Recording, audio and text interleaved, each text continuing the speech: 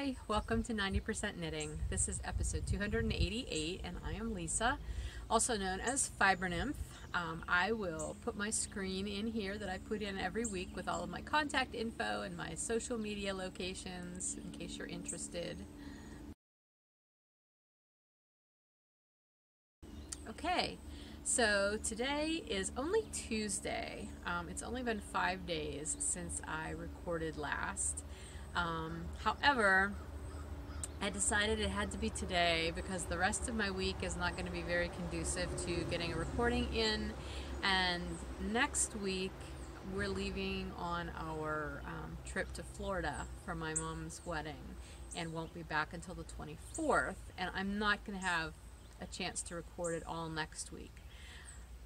Yeah, I don't think that's going to happen. Just too much to do. So I figured it was today or not until the end of the month, and I didn't want to let it go that long. So you're getting a short period between episodes, but I figure that's better than none at all, hopefully. I don't have a ton of stuff that I've worked on, but what I have worked on, I've worked quite a bit on. So hopefully that will make up for the variety. Anyway, we are back outside on my deck. I feel like I'm really far away from you today, but I think I'm just not zoomed in. But it's okay, because then you get all the pretty background. And I moved the bird feeder specifically so that you guys could see it. I don't know how many birds will be flitting in and out to it just because it's sort of close to the house right now.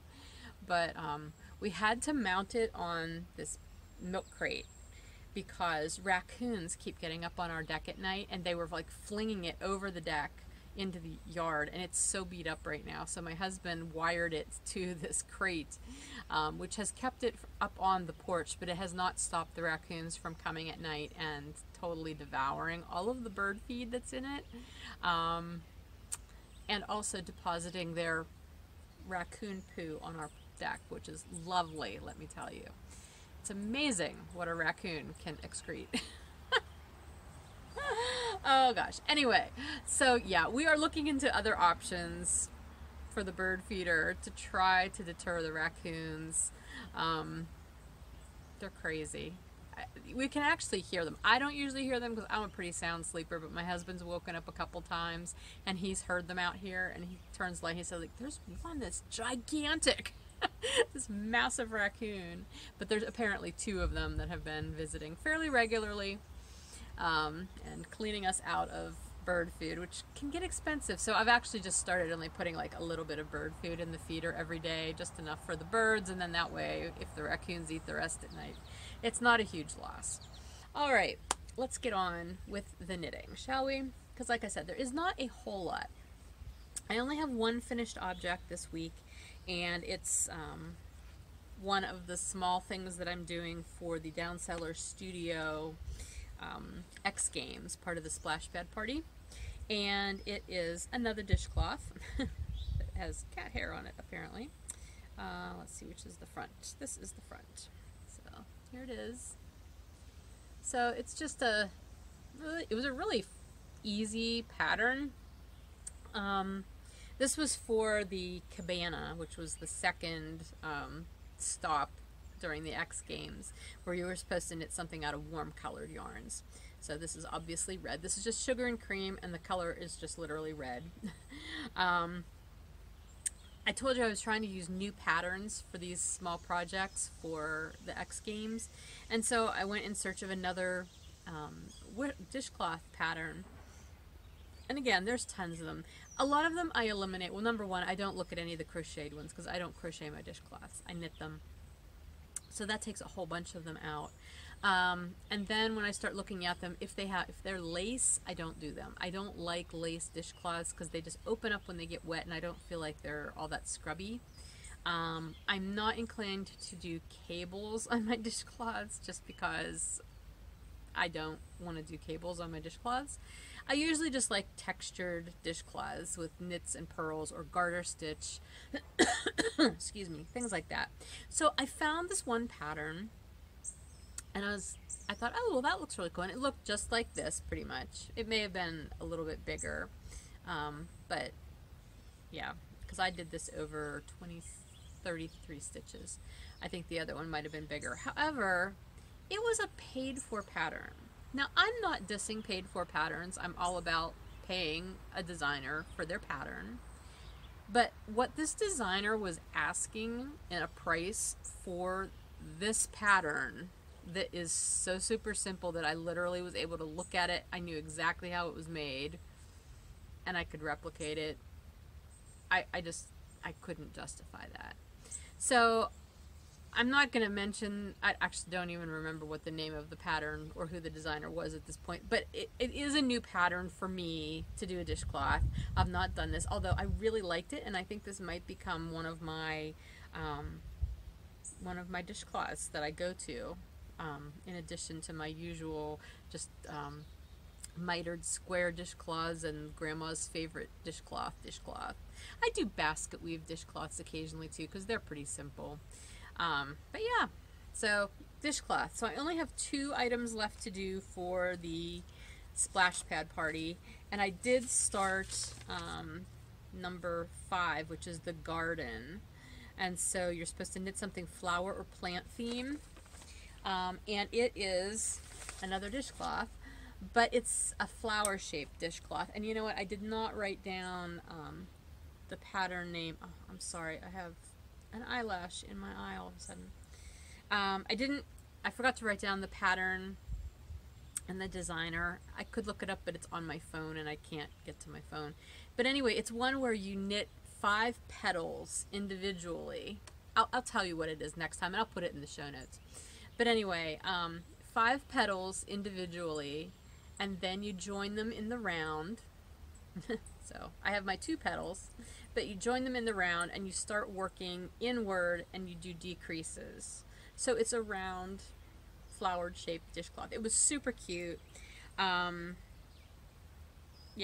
and I'm using this is yarn that I'm flinging. I have little bits. This was in my stash. This, I think this is Katia yarn. I don't remember everything else about it. I will look that up, and again, that will be on my project page with all the other information.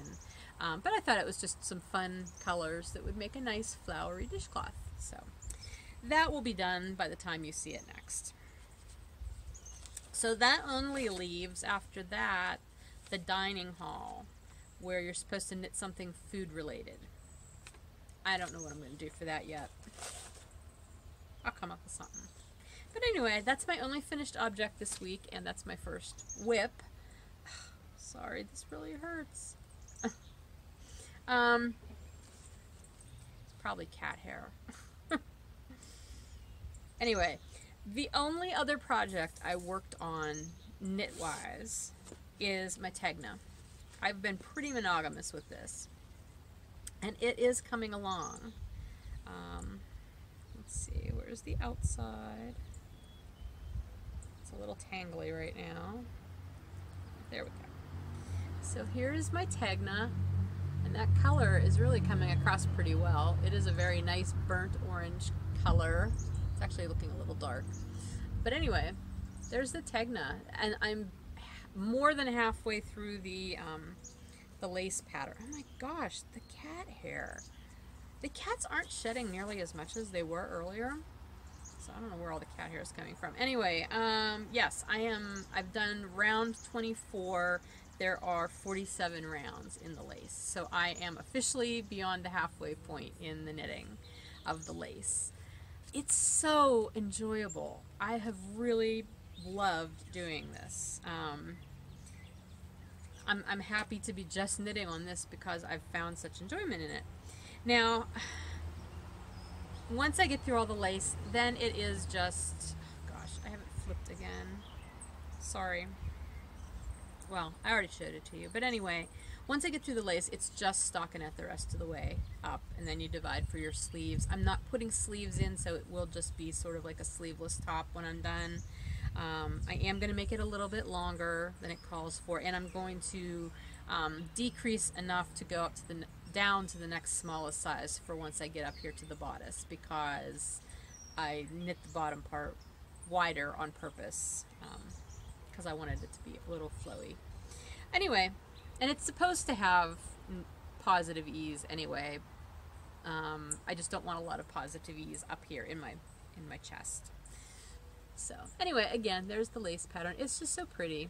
So this pattern is by Caitlin Hunter, who is Boylan Knits. Everybody and their uncle seems to be knitting a Tegna. Although, I was watching,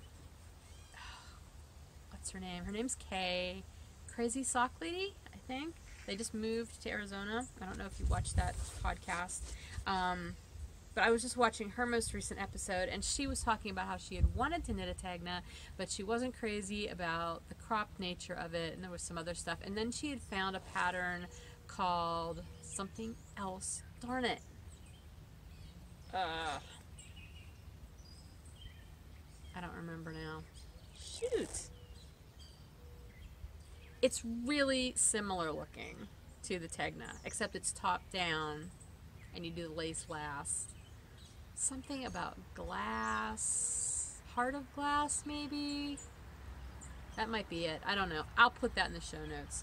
Anyway, I saw that and I thought, ooh, that's really pretty. So I kind of bookmarked that, and I thought, well, maybe I will do that. Not literally bookmarked it, but you know what I mean. I made note of it. But well, maybe I'll do that sometime in the future. Since I was already into Tegna and I'm fine with this and I'm really enjoying it. And then it was funny because then somebody else who watches the podcast messaged me and was like, hey, you might want to look at this pattern. Because she had seen it on there too. So thank you. But yeah, that was a good pattern too. Anyway, I'm really enjoying the Tegna. I'm doing it out of Elsbeth Lavold Hempathy, which is, I like knitting with it. It's not too hard on my hands. It doesn't have give because it's a linen and hemp. No, hemp is linen. Oh my gosh. I may need to pause in a minute. There may just be pollen out here because now both of my eyes are going crazy. It's hemp, cotton, and modal. So 34% hemp, 41% cotton, 25% modal. Elsbeth Lavold Hempathy. And that's actually the right color of the yarn. So anyway, I'm through the first ball and I'm halfway through the second ball. And I have 7 balls. And I'm really hoping that'll be enough. So that's what I got so far. And that's all the knitting I've done this week. Let's move on. Sorry. Spinning. It is Tour de Fleece. It is July. We're doing our unofficial Tour de Fleece spin along. And I've shown you the fleece that I am working on this month, which is Bunny, who is the BFL Gotland yearling fleece that I bought earlier this year. And I've started spinning her. I did not get to start spinning on Saturday. I had a lot of stuff going on, so I started spinning on Sunday. But this is what I have so far. Let's see if I can hold it in a place where you can get, we're in the shade here, so you're probably not getting the full effect of all the colors in Bunny's fleece. But oh my goodness, this is, I'll put a picture in here if I remember. I'm loving how this is spinning up. And here's my basket. I'm basically just sort of combing it as I go at this point. Like I'll spin a while and then I'll comb some and then, you know, spin some and comb some. So I'm not worrying about combing the whole fleece at one time. I'm not going to get through that whole fleece this month anyway. And the other reason I decided that's fine to do it that way is that I am not going to spin this as a gradient. I'm spinning a little bit of like the light color for a while, then I move to maybe some of the dark, and then I'll throw some of the medium color in, and I'm randomly changing up which shade I'm doing. And then I'm going to 3-ply it, like chain ply it, so I will have longer stretches of color, and whatever I knit, that's how it'll come up. And it's working out fine. My goal is to have this first bobbin full and plied before my show that I have this Saturday, because the woman I purchased this fleece from, Carlene from the Prairie, is going to be at the same show. She's also vending there, and I would love to take a skein of this to show her how it turned out, because she was just so happy that I bought Bunny's fleece, and she's such a sweet person, and she was just going on and telling me about Bunny, and I love the fact that I know what the sheep's name is. You don't always, and I think that's just fun. So anyway, since I'm going to be chain plying, there's no reason why I can't ply it before I have all the rest done. So that's going well. I have been using my combs, but I told you last week that I also had ordered a hackle, and it came. Matter of fact, I think it may have come the same day that I recorded last week too. This is a Valkyrie hackle that I purchased through an Etsy shop called Melkus, Mielkes, Melkus Fiber Arts. It's probably not pronounced that way, but that's how I'm pronouncing it. It comes like this, and it needs this on it because it's dangerous. So this is my hackle. It's a double row. It's for fine wool. They have them for like the standard one, and then which only has one row of tines, I believe, and then the fine one has these 2 rows of tines, and then there's a super fine one, which I think might have 3 rows of tines. I can't say that for sure though. These are very, very pointy. I have impaled myself mildly a couple of times, although I had this clamped to my table working on it, and then I went to bend over one time and I thought, oh my gosh, I really need to be careful when I have this clamped to the table, like bending anywhere near it, because I can just see me stabbing myself in the head or poking my eye out or something. That would be terrible. Yeah, you really have to be careful with combs or this. I mean, they're all pointy and dangerous. I mean, even cards, hand cards, you can give yourself a good brush burn with. Anyway, so yeah, this is my hackle. So I have been combing just using my combs. I'm pointing to my fiber. But I did do some on the hackle yesterday. Yeah, yesterday morning. I'm not really sure. Again, I'm not 100% sure that people use hackles specifically to process fleeces. I don't really know. It feels like you can, and I am. Like, I did, and it worked fine. What I'm finding is that as I put the fleece on the hackle, I'm kind of fluffing it onto there using these tines. So it's almost like it's almost like what you get when you flick card. You're opening up the locks, and then I'm putting them on here. So they're already sort of fluffed and open. And then I'm using one of my combs to comb the fleece off of the hackle. I'm not pulling it off the hackle because it hasn't been opened up completely. So I'm combing it to get it off the hackle. And then what I have left on the comb is what I will pull off into the top. And usually what's left on the hackle is basically mostly waste, because it's the shorter pieces or the, matted pieces, things like that that aren't going to be good for spinning. I'm surprised at how much waste I am getting, both like off of this and off the comb after I've combed it. But it probably feels like a lot more waste than what it really is, because it's so fluffy. It's voluminous, but it's not a lot of fiber, I don't think. And I know that, again, this is the first time I've ever processed a fleece at all, so I don't have experience of my own to go by, but I know from hearing other people talk about it, it's not uncommon to lose a good percentage of your fleece weight in the waste when you're processing it. I mean, I looked briefly this morning to see if I could find like any numbers, like averages, and I'm sure I've got it probably in a book somewhere or whatever. I couldn't find anything. But I know I have heard that, for a particularly like maybe dirty fleece or one that was not skirted well, you could lose up to almost half of your weight in waste. I know I've heard that before. I don't know if that's the average. I would hope not. But anyway, I'm not losing that much. It just feels like I'm throwing a lot of fleece or fluff away. And really, I wouldn't have to throw it away. I could save it and use it for other things, like to stuff things with, and I probably will save some of it. Anyway, Bunny is coming along. I'm having a lot of fun with her. I did do a little bit of other spinning, though, because when I ordered the hackle, I ordered another item from that shop as well. And it is a spindle. This is a Scottish whorlless spindle, which is called a Jalligan. It's spelled Dealgan, but it's pronounced Jalgan. It also goes by other names in Gaelic, but that's the name I've heard it referred to the most. It's an interesting little beast. Trying to get the hang of working with it. Basically, it's a cross between a spindle and a nostipin, because if you don't know what a nostipin is, it's basically a stick-like tool, something like this, that you can wind a center pool ball with. So basically, as you're spinning, you're creating your yarn, and then once you get your single, you kind of wind it up on your hand, and then you undo your half hitch. I mean, I could show you, but I don't know how good I'm going to be able to show you. Here, I'll do a little bit.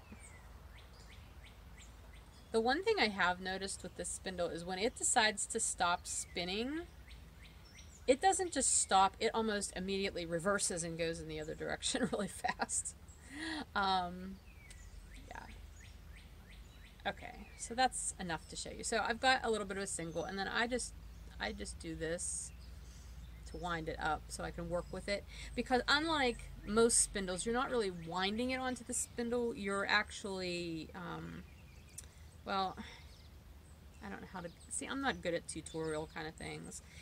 Some spindles you just sort of wind the spindle itself and wind the yarn up on it. That's not what you do with this. You undo your half hitch and take it out of the little slot on the bottom and then turn it this way, and you're actually wrapping the yarn. It's almost more like what you would do with a Turkish spindle when you do those little turtles. But you're basically just, I cannot possibly show you this well, but you're wrapping it kind of, if you've ever watched how yarn goes on to a ball winder and how it makes that cake, that's basically what you're doing. But you're doing it by hand on the spindle itself, and so that's how you're storing your ball or your yarn, except now I've done too much and I can't put it back on here. So then when you're done winding on, you leave enough that you put it back through the bottom of the thing, and you have to do this little twist thing, like a couple of twists up here before you do your half hitch. I was having trouble getting this to spin correctly, and I think I have not left enough yarn really, but I was not doing this part and I was just doing the half hitch, and oh my gosh, I could not get it to spin right.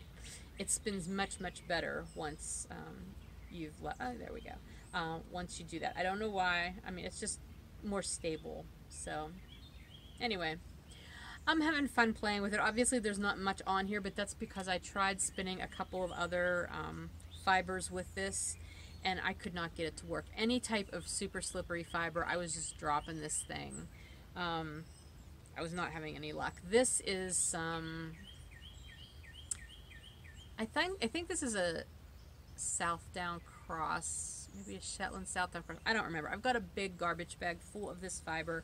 It's a farm fiber. It's not at all highly processed, but it's got a lot of stick to it, and it's fun to spin on a drop spindle. I have another drop spindle that I've also been spinning it on, and once I started using that, it's gone so much better on this spindle. So that's my Jalligan. It's just another tool. I love spindles. I think they're so much fun. They're such works of art. I don't have a lot of luck spinning large quantities on them and then doing any plying. Now this will be different because I will get my center pull ball out of it, and it'll make it much easier to ply. Same way with Turkish spindles, you get those little center pull like turtles, although I've never had luck plying those yet either. I don't know. But I enjoy the process of spinning with a spindle. I find it very relaxing. At least once I get to a point where I'm not dropping the spindle all the time. Then it's relaxing. The spindle, by the way, though, is made by Scott Snyder, and that's an ash spindle, and it's a little over an ounce. So it's not a super lightweight spindle. And that's also another reason probably why I was dropping it so much. Okay, let's go. I will put the link to that Etsy shop in the show notes, by the way. They have a lot of fiber tools. They have combs, cards, hackles, looms. They just sell a lot of different manufacturers. It's not things that they themselves make. I think they also have fiber on there. I can't remember. They do. I don't know. They're based out of Wisconsin, and I think they actually have like a shop too. And they were very good about communication, because before I ordered the hackle, I had some questions, and I wrote, and Amy, the one of the owners, she was very quick to respond, and we went back and forth a few times. She was super helpful, and they shipped it like immediately. I ordered it, and I think it was shipped the same day, and I had it in 2 days because it came priority mail, so it came really fast. Alrighty, let's move on to knit-alongs, because that's all I have for you as far as my knitting, or knitting and spinning. July, again, we're in July, so it's our unofficial Tour de Fleece. Why can't I say that word today? Spin along. Yeah, the thread in the group, in the 90% knitting group, has had some chatter, so please join us. There's not a whole lot of people in there right now chattering, but I would love to see more, because if you're spinning, even if you're not doing it because it's Tour de Fleece, just join our chatter, and it's unofficial. So would love to see what you're doing. And also, do you have a favorite spindle? Like, if you're a drop spindler, there is one woman in there, Belle, who has a beautiful drop spindle that her husband made. And I would love to see your favorite spindle. Like, if you have a favorite spindle or your favorite wheel, put pictures up. Like, show us your tools. I love seeing other people's spindle collections. I collected all of my drop spindles recently in a basket, so that I just had them all in one place, because I had them kind of scattered all over the place after I moved up here, because they didn't all come up here at the same time when I was packing up my house. And so I gathered them, and they're all in one place now, and I keep thinking maybe I'll do a short little video and just show you my drop spindles and talk about them. Not that I'm an expert on any of them, but I don't know if that would be something you'd enjoy seeing. Let me know. I might be able to do that at some point. But anyway, yeah, if you're spinning, please join us for that chatter. It'll be fun. I like seeing what everybody's doing. And some of you make beautiful yarn. I mean, everybody's yarn is beautiful because it's hand done, and I think that makes it beautiful. But like, just some of the colors and just the consistency. I am not a consistent spinner, especially when it comes to this kind of wool, like this bunny. It's not Bunny. The sheep's name was Bunny, in case I'm confusing anybody. She's a BFL Gotland cross. Yeah, like this one is actually combed fairly well and doesn't seem to have a lot of weird stuff in it. Some of them, though, have a lot of lumpy things. Or like there will be a lock that doesn't open up the whole way, and I have to pick it out, otherwise it makes things weird, or if I can't get it open enough. So, alright. Let's move on. Oh, I wanted to mention, as far as the May-June, everybody else's knit-along, I did hear back from one winner. I still have not heard from the other winner, though. So, if you are Ingrid, who is Spittin' in Knit Love, you were the other winner for that drawing last week for the knit-along. So please PM me and let me know what prize you would like. The fiber prize has already been claimed, but the outdoorsy kit and both of the stitch marker sets are still available. So let me know which one you might like, and I'll get it in the mail to you. Okay, so this week I do have a pattern drawing. Now, I realize it was a short little period of time since I'm recording early, but I feel like it's better to do it this week than let it wait forever and ever. So last week I announced the drawing for the 2 sock patterns by Sarah Jordan. Each one features her new geometry inspired heel. The first one was the non-Euclidean heel, which is one for socks being worked cuff down. And the other sock pattern is CPCTC, which stands for congruent parts of congruent triangles are congruent. And this is the same heel design, but worked toe up. So that is that one. So I did the random number generator. There were 24 entries, and I did the random number generator this morning. And as it worked out, the first 2 numbers that were drawn actually corresponded to one person who wanted the non-Euclidean and one person who wanted the CPCTC pattern. So that worked out really well. So the winner of the non-Euclidean pattern was post number 13, who is Pepper RN, and that's Pam, and she said she does knit cuff down, and so she wanted that pattern. So congratulations, Pam. You've won it.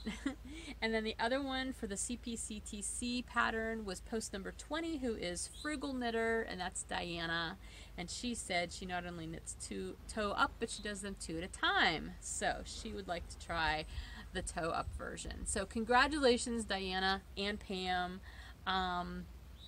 You know what? You don't even have to bother PMing me. I'm going to do this a little differently. I'm going to just let Sarah know that you guys were the winners, and she will gift those patterns directly to you. I usually like to wait until you can hear your name called on the podcast, but because I want to make sure that I don't miss anything over while I'm going away and while I'm busy getting ready for the show and everything, I'm just going to have her directly gift them to you. But congratulations to both of you. Maybe I'll have her wait a day or two. And if I hear from you first, great. If not, you'll just get the patterns. But anyway, you can PM me and let me know you won if you want to. I'm being so random about this time, but I will just make sure Sarah sends you the patterns. All right. I do have a new pattern drawing for you this week, though. This pattern is called Margaret's Passion, and it's another sock pattern, and the designer is Heidi Nick. Heidi Nick has many sock patterns available on, I was going to say on YouTube. Not on YouTube, on Ravelry. Beautiful, very intricate, a lot of cable patterns. They're just lovely patterns. And she contacted me several months ago wanting to know if I would be willing to collaborate with her and provide yarn support for an upcoming pattern. And I said sure, because I love to provide yarn support to designers. And so I sent her a couple skeins of my Bounce fingering weight yarn, and she said she preferred semi-solid, so I sent her some semi-solids, and this is the pattern that resulted. And I'm not sure how well you're going to be able to see it in this picture. There's a lot of cabling detail in there. Go to Ravelry and look at the pictures there. You'll see them much better than what I just showed you.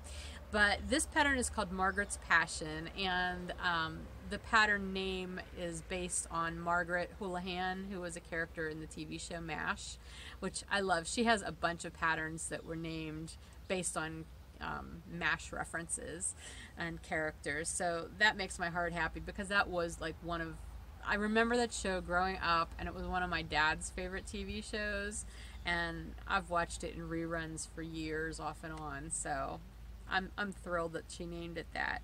Anyway, she sent me a bunch of pattern codes to give away, and basically what the deal is, if you look on her pattern page, it says that if you order a skein of my yarn, whether it's Bounce or any other fingering weight yarn really, and request a copy of the pattern, I will send you a pattern code for it. So if you would like to just buy a skein of yarn and request the code, you'll get the pattern for free. But I'm also going to use some of the codes for giveaways. So I'm going to give away one copy of this through the podcast.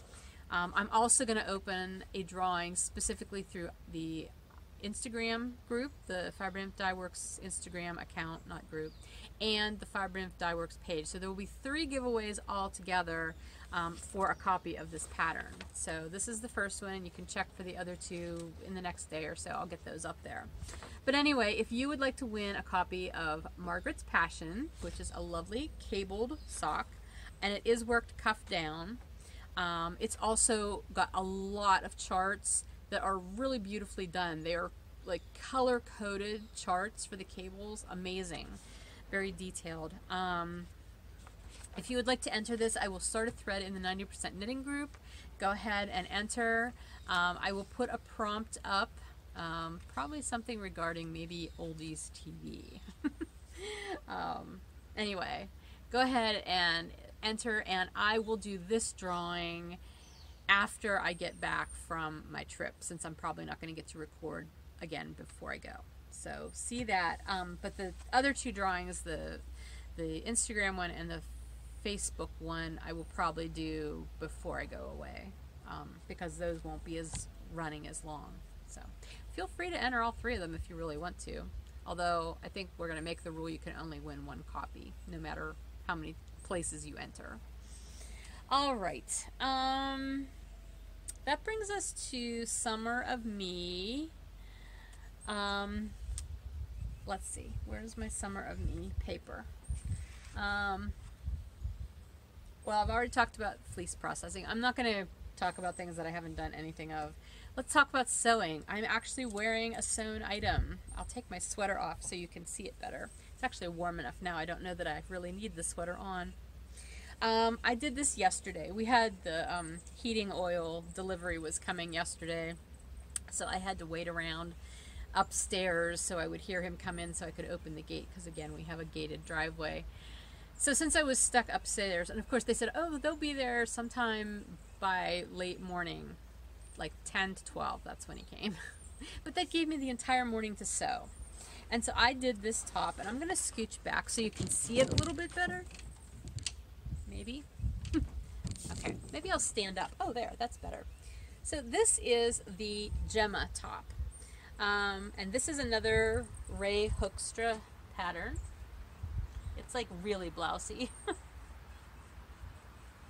That's making me look super huge, but I'm not. It's just very big. And in fact, I could have gone down a size in this pattern. And if I make it again, I will be going down a size, because it is, you can see, it's not supposed to be doing this. It's just supposed to be kind of a scoop neck top. But I was in between sizes with measurements. And this is not made with a knit, so it wasn't going to have any stretch to it, and I just didn't want it to be too tight. So I went with the larger size rather than the smaller size. And once I had the side seams and the shoulders put together, I tried it on and I realized, wow, it was going to be super big. So I did actually take it up at the shoulder seams, about probably a little over ½ an inch, just so that I wasn't going to have that weird gappy stuff where you can see your bra under your arms. So that mitigated that for the most part, but you can see it's still much wider than it needs to be, so I can definitely go down a size. I might actually be able to go down 2 sizes with some modifications, or at least 1 size, and then still take this up a little bit more at the shoulders. I don't know, but all in all, I'm really very happy with it. I mean, it's not super fancy, it's just basically a tank top. But I'm really pleased with how it turned out, and I did gain some new skills in my sewing. Number 1, let me say, this fabric is rayon of some sort. I don't know if it's a blend. I don't know what it is, but I know it has rayon. It was super slippery to work with. Not the best choice of fabrics. I had issues with that. But this pattern involves 2 darts, so you've got bust darts here. I've put darts in things before, but usually as a way of trying to make things fit better, like commercially bought, store-bought clothing. I've put darts in shirts, I've put darts in the backs of skirts, things like that. But I've never sewn anything that had darts in it. So that was sort of a new skill, getting that done. And that was actually very easy. I didn't have a problem. The other item that I had, or the other thing I had to do with this shirt was bias binding, which involved making your own bias fabric, your bias tape essentially, which I had never done before. And let me tell you, again, working with the slippery rayon, that was not the easiest thing in the world to do. But you know what? It also was not nearly as hard as I thought it was going to be. I tried doing it one other time with a project that I was going to do, failed miserably, but I was also hurrying at that point and not following the directions super well. This one I took my time, and you can see, I mean, it's done in the way that you do the bias binding and then you attach it to the front and then you fold it over, but you fold it over so that some of it's still visible. I don't know how visible this is on here, but it's like an edging. So you end up with an edging. So you do that around the neckline and the armholes. And I thought it turned out really well. This is flopping up a little bit, my edging. It's not perfect by any means, but I was very pleased with how much success I did have with it. So all in all, I'm really happy with this top. Um, I think, again, this was from that shopping trip where I flew into Joann Fabrics really fast. I had like a half hour and I just snatched up a bunch of fabrics and purchased them without really paying attention to what they were or the type of fabric or the care instructions or anything. So I may be able to shrink this a little bit because I know I have shrunk rayon things before, not on purpose. So it may fit a little bit better after I wash it again. I mean, I did wash the fabric before I used it, obviously, but anyway, whatever. And I did throw it in the dryer too, so it was okay in the dryer. It did not shrink up noticeably, so whatever. I'm just babbling now. But this was my sewn garment for this week, and I'm happy with it. You know, I'll wear it around the house anyway. It's totally wearable muslin for the most part, and I like the length. The length isn't too long, not too short. I did screw up the hem. It was supposed to be machine hemmed, so I didn't feel bad about doing that. But the way I was supposed to do it, I totally, like, you fold up your 1/4 inch and then fold the rest of it up, and then you were supposed to like top stitch around it so that you're stitching over that folded part on the inside. Well, I totally missed that folded part on the inside, so I had to go around it again a little higher up in the fabric, which is fine. It's just got double, you know, double stitching at the bottom, but it does not look bad because I again did my make-believe seam finishing. I don't know, maybe it's a real thing, I have no idea, where I ended up finishing my seams by turning them under and then stitching on top. So you can see 2 rows of stitches there too on either side of the seams. It looks fine. I'm happy with it. I like it. Now, I will say, this Ray Hoekstra pattern I purchased through her actual website, not through a class. The skirt that I did was through a Creative Bug class. This was actually a full pattern from her website. The instructions were really good. I think it was just that the other pattern was a class version, so it wasn't as complete because you had the video to go with it. But this pattern, no problem with the instructions. Again, I think it helps a little if you have a little bit of sewing background, a little bit of knowledge, but I don't think a beginner would be totally lost on this pattern. I don't know. I don't really have a good point of reference for that since I do have some sewing knowledge. I'm just not super experienced with garment sewing. So anyway, what else can I tell you about this pattern? Oh, what I was going to say is on her website, and I haven't looked at this yet, she does have, I think it's a free download for like her favorite seam finishes. It's referred to in the pattern. Of course, I did not take the time to go look at it, but I should. I don't know if it's free if you've purchased one of her patterns or just free in general. I'm not sure, but you might want to look at that if you're interested. New things, I already showed you my hackle and I showed you my spindle, sorry, my Jalagan. The only other thing I have to show you will bring us into shop news, so I'm going to insert a picture here.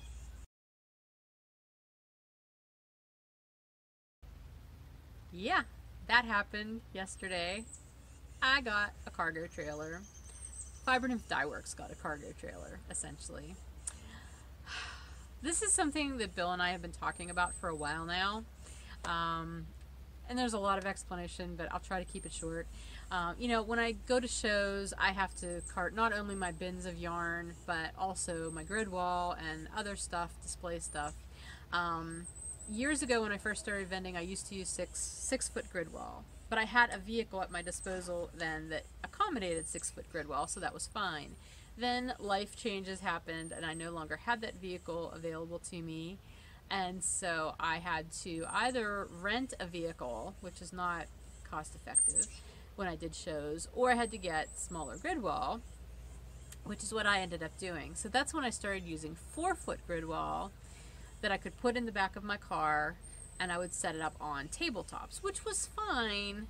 And I did that for a couple of years, 2-3 years I guess, and it worked fine, but then it also meant I was hauling tables around, and yeah, it wasn't optimal. Plus, I like my setup more that I can do with 6 foot.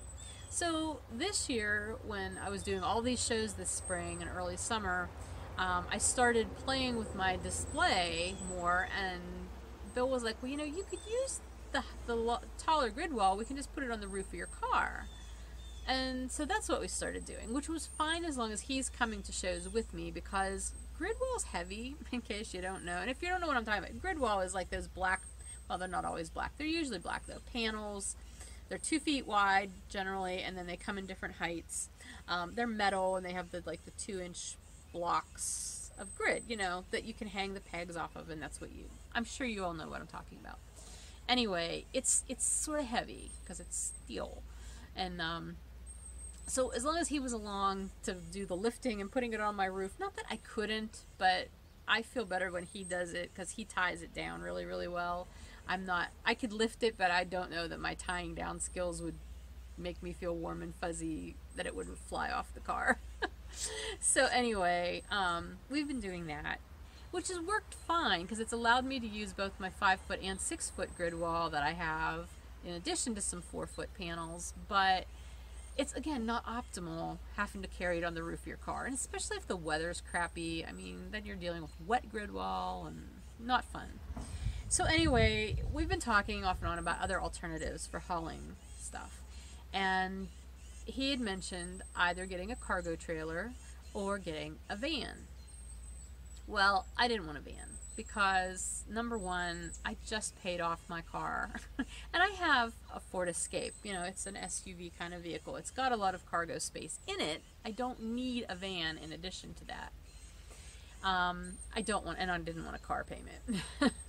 Plus, we have 2 other vehicles. My husband has 2 cars. You know, he's got his beater car that he uses all winter and everything, and then he has his other vehicle that he uses if he has to tow his utility trailer or carry boats. That's the car we use for that. Although I can carry boats on my car too, because I have the roof racks now. Besides the point.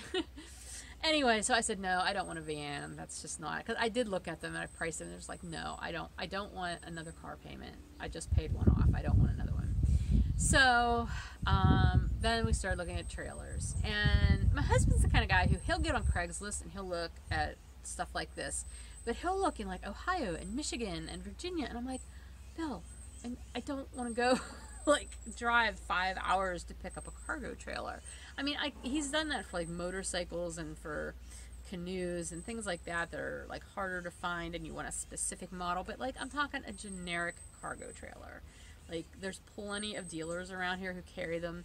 The only problem was it was very hard to find anything that was used, so it meant getting one new. Because basically cargo trailers, people buy for specific reasons and not like one-off uses generally. So if you're buying a cargo trailer, you're buying it because you're going to use it for the long haul, literally and figuratively. So anyway, I finally said, okay, I'll go look. There's a place just over in the next town over from us. I said, I'm going to go tomorrow and I'll look at them. And he's like, okay, well, when you buy one, I'm like, I didn't say I was going to buy it yet. He's like, well, when you buy one, and he's like telling me what I make sure I get and everything. I'm like, don't you want to just come with me? And he's like, no, it's perfectly fine, because we looked at the trailer online. He's like, this is exactly what you need. It's all the specs are right. He said, just make sure you get this and blah, blah, blah. I'm like, okay, fine. So I went yesterday and I looked at them and I bought a trailer. It looks so small in that picture, but it's not small. It's 5 by 8. It's 8 feet long, but that's comparing it to the size of my car, I guess. It looks short. So it's got plenty of space in it for all of my bins of yarn and my grid wall and all of my other display stuff, which is lovely, and I can get it in and out easily when I'm going to shows. But the other bonus to this, and this is really kind of what I'm almost more excited about, is the fact that I now have a place to store all of my business stuff. I no longer have to have all of my bins of show yarn inventory in this room over here, the porch room, which is where it's been all spring. And I can free up a lot of space in the one front corner of our garage out front, which is where all my grid wall and display stuff is currently stored. So that will be fantastic to have just a permanent storage space for things. And it'll be nice that I can go to shows on my own and he won't have to come with me. I mean, I love it when he comes with me, but a lot of my shows, like, I don't need the extra help in the booth so much. It's more the setting up and tearing down because, again, the lifting and all that. So this will give me a lot more flexibility to be able to do shows on my own, where he doesn't feel compelled to come and kill an entire day when he could be doing other things. So anyway, I have a show this Saturday, so I guess I'll be trying it out. I don't have a problem pulling a trailer. I've hauled trailers before. It's more the parking. Although I did manage to get it backed in the whole front part of our driveway that runs along the front of our house. And that's not a short piece of driveway. But I backed it in yesterday, and I did okay. I managed to not hit anything. It was funny, though, because as I left the dealership yesterday, I had to go to the grocery store afterwards, which I know sounds probably funny, but I basically left the dealership and went down the road to the grocery store and parked out in the open part of the parking lot. And I joked, I posted a picture on the Fiber Nymph Dye Works Instagram account saying, well, I have the trailer, now I'm going to go grocery shopping. I can make this a really big grocery shopping trip. Oh, yeah. Anyway, so that is exciting because it is a growth thing for my business. Like, I now have this big piece of equipment that I will use for years. And it was funny because when I was buying it and the woman was doing the paperwork, she asked me if I wanted to do the 1-year registration or 5 years, because in Pennsylvania you have to register your car every year. And it used to just be you had to renew it every year. Well, now you can do it for 5 years. There's no price break for doing it for 5 years. It's just the fact that you don't have to worry about it for 5 years if you pay for the whole 5 years up front, which is what I did.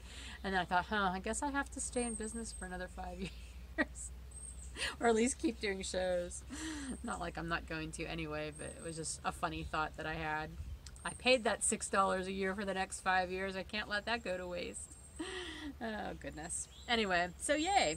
I have a cargo trailer. I'm so excited about that. It's an expansion of my business. The rest of shop news. Let's go into that now. The Merry Month of Mini pre-orders are still up in the shop. There are still some available. I will be taking those down first thing Monday morning. Technically they're up through the 15th, but I will not be up till midnight on the 15th. So as soon as I wake up on the 16th, that is when I'll be taking that down. So if you're still thinking about it, you might want to go hop over to the shop and decide if you want to order either the yarn minis or the fiber minis. Some people are buying both. You're welcome to do that. And yes, you are welcome to also order more than one set. If you want to get a set for you and a set for a friend, you're welcome to do that. No limits, basically. So those are up. Vending. I am vending this coming Saturday at the Gypsy Stardust Yarn and Fiber Festival in Harrison City, PA, which is about 15 miles east of Pittsburgh. So if you are in the area, please stop by. It's going to be a fabulous show. Lots of great vendors are going to be there. Please stop by the booth and say hello if you come by. Love to see you. I will say that I have currently a backlog of stuff that I have been setting aside to put in the shop pretty much all this spring. Just like when I had extras of something, I would set it aside there for the shop, but I've not had the time to do like any shop updates, as you probably noticed, or at least not regular ones. So I'm hoping to start putting that kind of stuff in the shop as I can get it in there. It's not going to be all in one fell swoop, like not one big update. But if you are interested in knowing when I put that kind of stuff up in the shop, either subscribe to the shop's RSS feed, which there's a link to on the main shop page in the right hand column, and then you'll get an email every time something new goes into the shop. Otherwise, make sure you're following either the Fiber Nymph Dye Works Facebook page or the Instagram account, Fiber Nymph Dye Works Instagram account, because that's where I'll post when I put stuff like that up. Oh, the other thing, and I should have mentioned this back in the Summer of Me update because it was part of kind of like the cleaning and unpacking stuff. I did finally start putting D-Stash stuff up in my D-Stash account on Instagram. So that is Fiber Nymph D-Stash, all one word.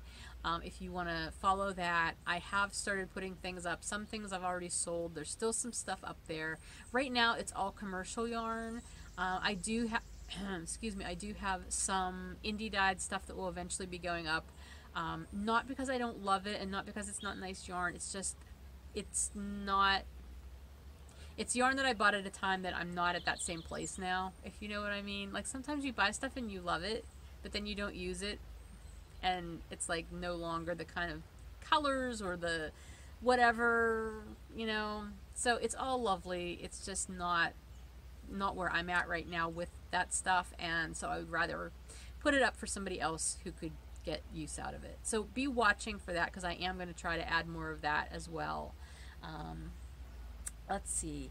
Once I get back from my trip though, so I have the show this Saturday, then we're going to be gone the following part of the following week into the next week. Once I'm back at the end of July, I will be doing an actual legit update because I'm going to be starting to put show inventory in my shop. This is my last show of the spring summer season, and I'm not going to hold on to all of this yarn for my fall season. I like to rotate show stock out on a regular basis, so I will be dyeing up all new stuff for my fall shows. I don't have one until October, which will be the Needles Up event the day before Rhinebeck.